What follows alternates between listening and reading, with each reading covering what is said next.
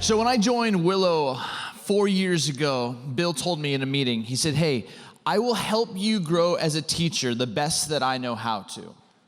But you have to find other coaches and other mentors. And so I got on the phone, I started reaching out to different pastors across the country, and I said, hey, who do you turn to help you grow as a communicator? And every one of them said the same name, Ken Davis.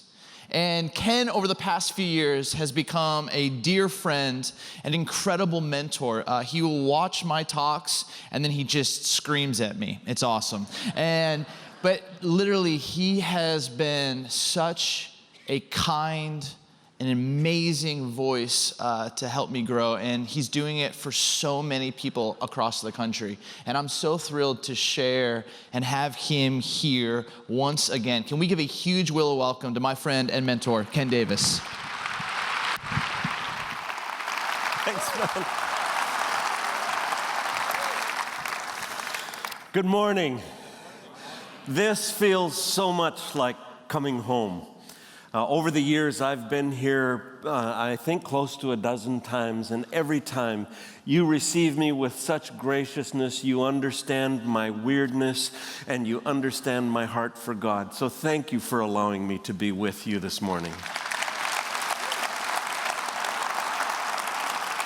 I have never been a baseball fan, until very recently. I made the mistake of watching Game 5 of the Cubs, and I was absolutely enthralled. I was watching a game that I was certain that the Cubs would lose, and they won Game 5, and so I was drawn into Game 6, and I watched Game 6, and I'm 70 years old. I go to bed at 4 o'clock in the afternoon.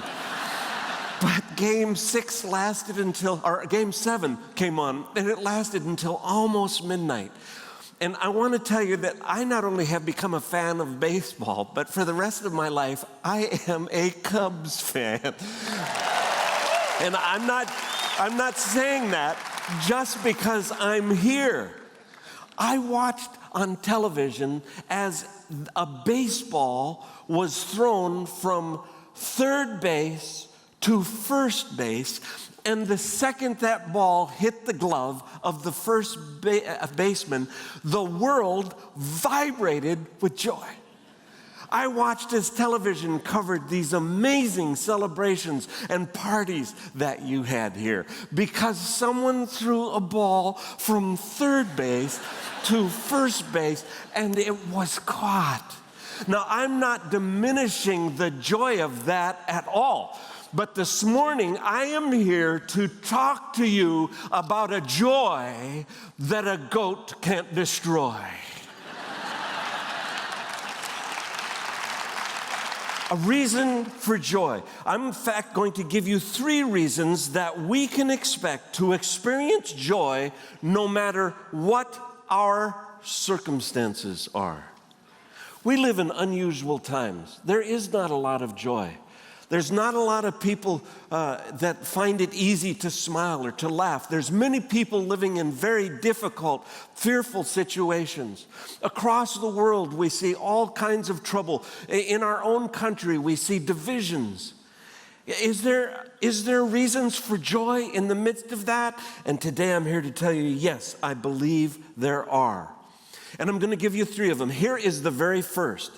If we know this, if we believe this, it changes everything. God is the author of joy. He is the one who created it.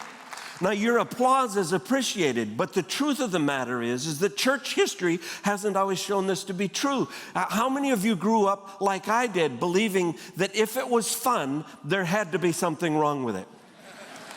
If there was laughter, you certainly had to raise an eyebrow. You can't imagine what that did for me, being a person that God created with a strange, weird mind.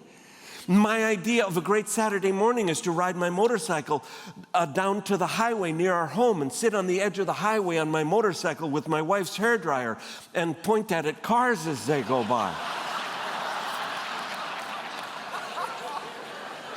I love the smell of burning rubber, and I'm telling you, if you point if you point at it, cars as they go by, they slam on the brakes and you can stay there. It really confuses people because I drive a little pink moped motorcycle.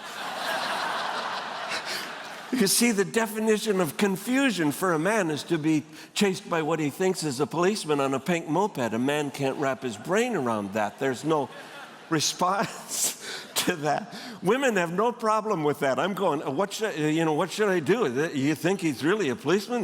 Well, what should I do? You women just go, he's on a moped, stupid, step on it. So I am so grateful that Willow accepts my approach, the way I look at the world, and understands my heart like you do, and allows me to be here and proclaim that God is the author of joy. Growing up like I did, I believed that because there was that question about if it's fun, it's got to be wrong.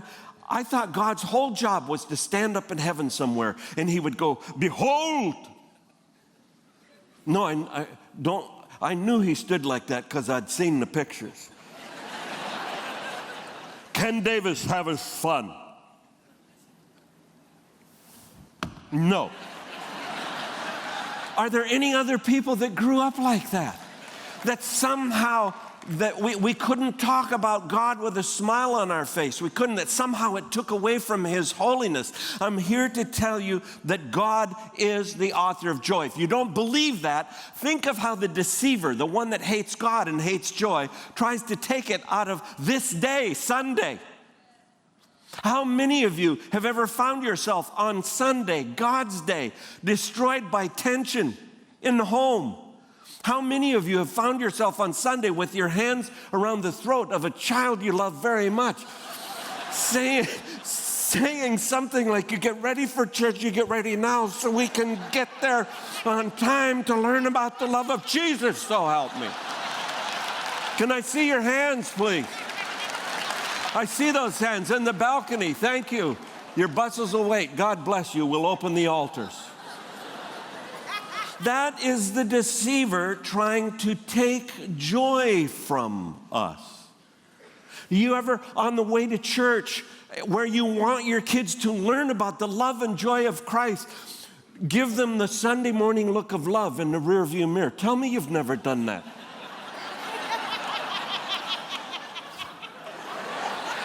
They sit in the back seat. On the way to church, children become demon-possessed, I'm telling you. Fighting over stuff that makes no sense whatsoever.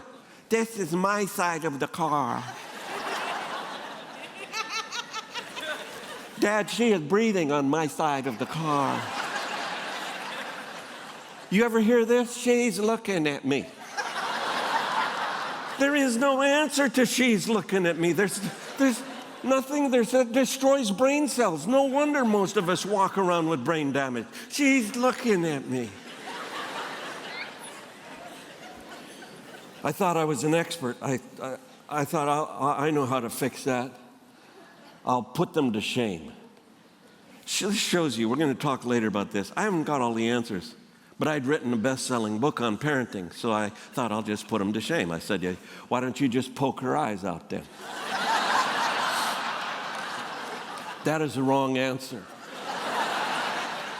I look back there, and the little child had her hand over her eyes. You ever grab the rearview mirror and dislocate your shoulder trying to separate them back there? That is the deceiver's work to try to get us not to enjoy what happens on Sunday. I spoke about this in the previous service. I probably had a half a dozen married couples come and tell me about the argument they had before they got here to church this morning. God is the author of joy. 1 Peter 3:15 says this, but in your hearts revere Christ as Lord. Always be prepared to give an answer to anyone who asks you to give the reason for the hope that you have. But do this with gentleness and respect. Tell me, folks, what does our face show about our joy? This is why I reject this whole idea that we can't show joy. I believe that people should be breaking down the doors of Willow Creek and every church in the country to find out what the celebration is all about. They ought to be breaking down the doors to our homes to find out what the celebration is about. Joy, laughter does not belong to someone else. It doesn't belong to a sitcom. It belongs to God.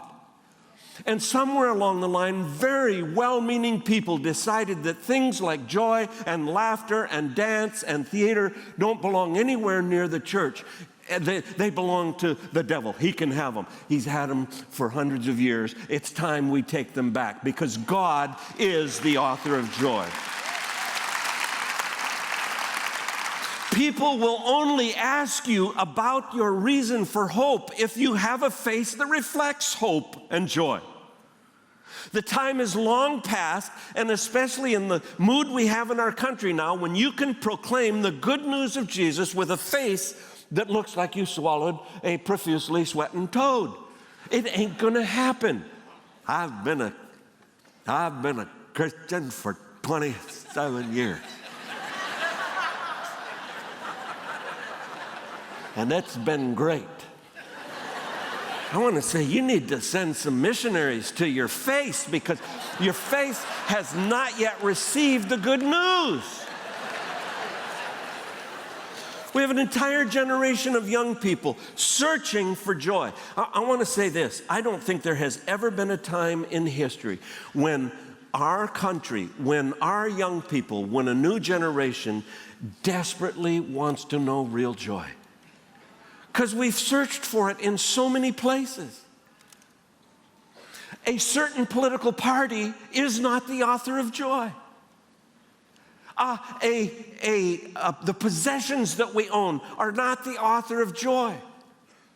Security, financial security, it's wonderful, but it's not the author of joy.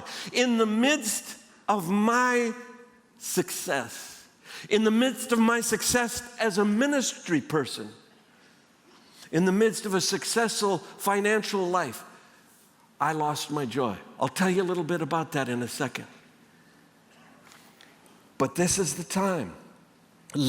I encourage you to leave your children with a legacy of joy. I don't know how much longer time I have left on this earth. I just celebrated my 70th birthday. My daughter Tracy, 40 years old, stood up and as a tribute said, "Thank you, Dad, for the laughter that reverberated through our home." And when they do my memorial service, I hope my kids are in a room somewhere, unable to breathe, remembering some of those moments. Helping them deal with grief, and grief that does not overcome the joy that God has waiting for us. God is the author of joy. Someone defined humor this way. Someone said, humor is a gentle way to acknowledge human frailty. It's a way of saying, I'm not okay, you're not okay, but that's okay. That leads us to my second reason for joy. You ready for this? And this is scriptural. Perfection is not a requirement. You don't have to be perfect. I can't even guess at the number of people in this room who are bruised and battered because they beat themselves up every single day. I can only guess because I have to struggle with it on a constant basis. Perfection is not a requirement. I have said this, I will believe it until the day I die. Nothing harms a marriage, nothing harms friendships, nothing harms our relationship with God more than trying to perpetuate the perception of perfection. Trying to pretend that we have it all together. It does two things to us. First of all, I am a perfectionist, by the way. Do you know what that means? I'm miserable most of the time. Because I demand perfection from myself. I'm an artist. I have paintings that have never been painted because they aren't perfect. I'm going to tell you from the depths of my heart, I came here terrified because I love you people so much, afraid that this message might not be perfect.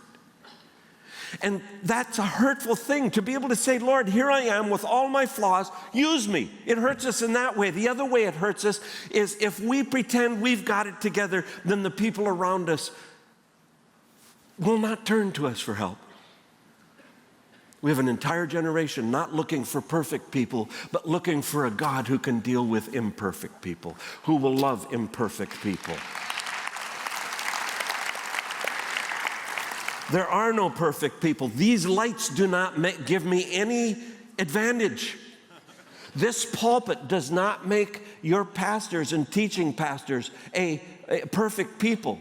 Their ability to dig into the Word of God do not make them perfect people. Spiritual words do not make people perfect people. We are all imperfect people who desperately need a perfect God. If we were perfect, Jesus wouldn't have come. Do you realize what freedom that gives you? You say, to do anything I want?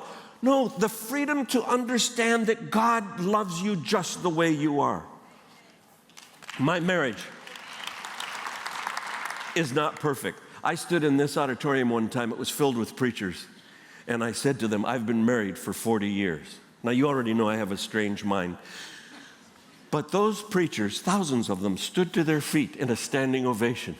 I've been married 40 years. Whew, they stood up, clack. I've been married 40 years. I've been married 40 years. So I just let them clap, and when they got done, I said, to 7 different women.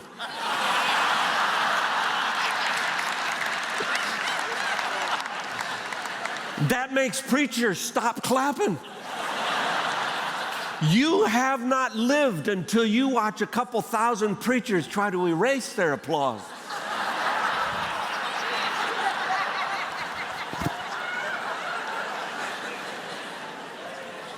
I actually have been married for 40 years to the same woman, and I'm going to stay with this woman until the day she dies.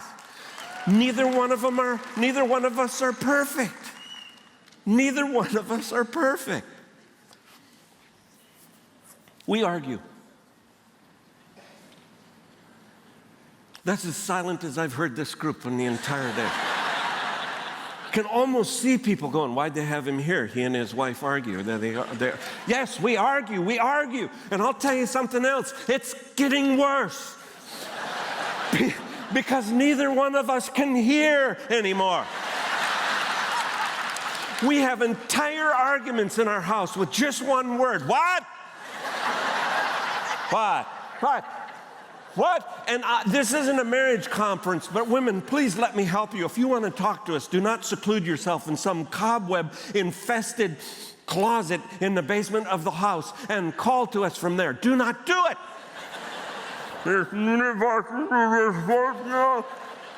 What?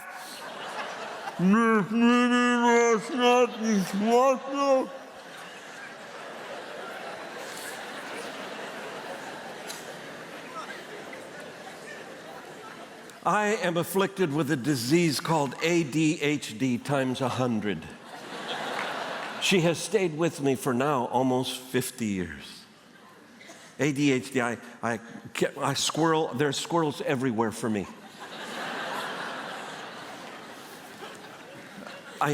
My family sometimes is embarrassed because I'll talk to anybody, anywhere, and then get distracted and go to something else.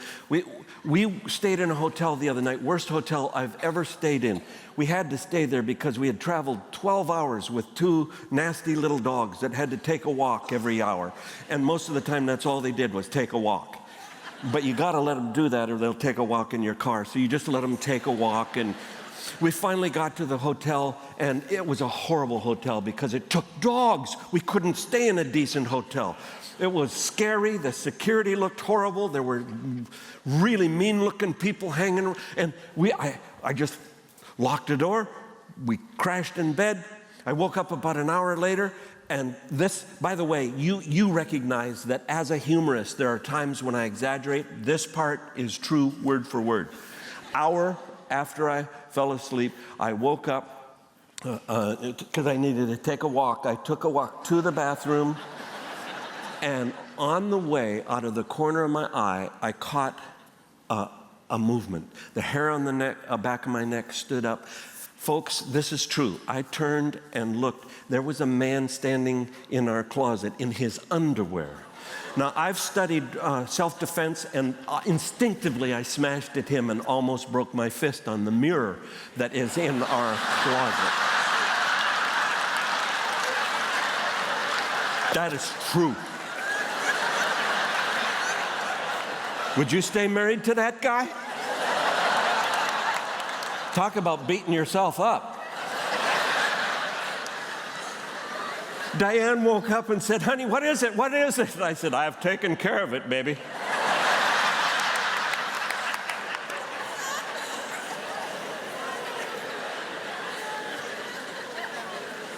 I am not married to a perfect woman. She makes me laugh with some of the things she does and says harder than any comedian alive. Strange that we went on a cruise. We're gone for almost a week. She defrosted the refrigerator and forgot a carton of milk in the refrigerator. No coolant in there, just this carton of milk. Do you know what happens to a carton of milk when you leave it in a refrigerator for a week? We came home, opened the refrigerator. First clue is the sound it makes. It just makes a poof sound as you open it. Then a wall of stink you could see came out of the refrigerator. We have those two little dogs. One of them was just laying on his side, his little leg kicking out like that. Inside of the refrigerator, covered with fungus, and the carton of milk had hair. It had hair. She grabbed the carton of milk and said, Ken, come here, smell this.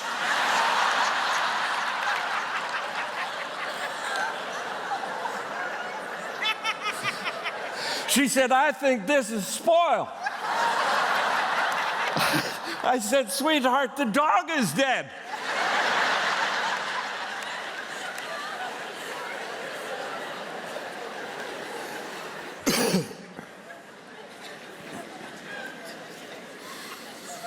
Thanksgiving Day, I'm going to thank Jesus that this woman has stayed with me for 50 years.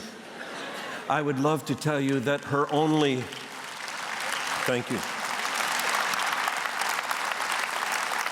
I would like to tell you that her only problem is that I have ADHD. But you see, my imperfections aren't limited to just silly little funny things that have happened in our life. She would have had every right early in our marriage to pack my suitcases, put them on the front porch, and said, you're out of here. The little arguments that we have so many times we're able to approach because of laughter, but there's some things we've had to work through that are deep, deep things. I had a man come to me after I told about my experiences, and he said, I too have been married for 40 years, he said, and my wife and I have never had an argument. No. He said, we've never even raised our voices to one another in 40 years. I began to tense up inside. And then he said, we've never even had a bad thought toward each other in 40 years. Nothing. I wanted to say, hey, you're married to a carrot. You can't be married to a human being. Friends, can I encourage you something I've learned over the years, and something that's true because of this truth of a reason for joy, that perfection isn't a requirement? A good marriage is not the absence of conflict. If you're in a marriage and there is no conflict, you need to look around. One of you has passed away. A good marriage happens when two people lean heavily on the source of joy to work through conflict together. Thanksgiving.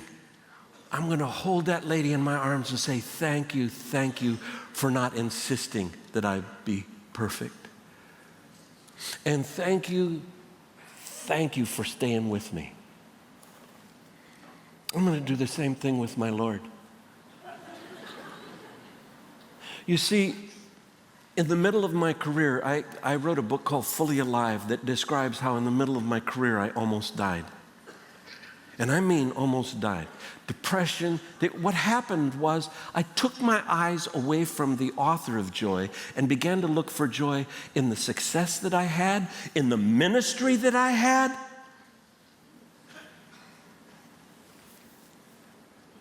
In my bank account. The words whispered in my ear, "You don't have to work another day in your life," almost became my death warrant. I decided to coast to the finish line. And that is a death warrant, by the way, because the finish line began to make its way toward me. So is God done with me? Why am I here? I'll tell you why I'm here. Because the basics of the gospel